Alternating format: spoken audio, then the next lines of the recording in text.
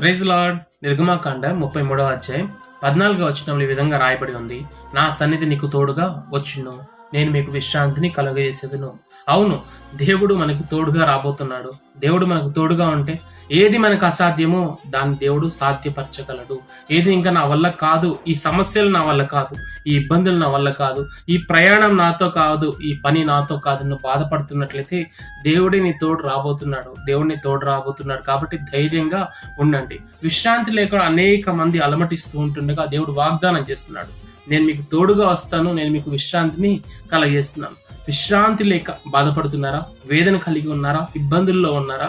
అయితే దేవుడు అనుగ్రహిస్తున్న వాగ్దానాన్ని స్వతంత్రించుకోండి. నా సన్నిధి నీకు తోడుగా వస్తుంది అని దేవుడు సెలవిస్తూ ఉంటుండగా దేవుని యొక్క సన్నిధితో మీరు ముందుకు అడుగు వేయాల్సిందిగా కోరుచున్నాను. దేవుని తోడు లేకుండా మనం పని ప్రారంభించినా, దేవుడి సహాయం లేకుండా మనం అడుగు బయట పెట్టినా అది మనకి ఆశీర్వాదము కాదు. దేవుని తోడు మనకుంటే మనం చేసే ప్రతి పని వర్ధిల్లుతుంది. మనం ఆశీర్వదింపబడతాం, అనేకులకు ఆశీర్వాదంగా మార్చబడతాం. నా సన్నిధి నీకు తోడుగా వచ్చును, నేను మీకు విశ్రాంతిని కలగేస్తాను. దేవుని యొక్క వాగ్దానాన్ని స్వతంత్రించుకొని ముందుకు సాగవలసిందిగా ప్రభువు పేరిట మనవి చేస్తున్నాను. Praise lord.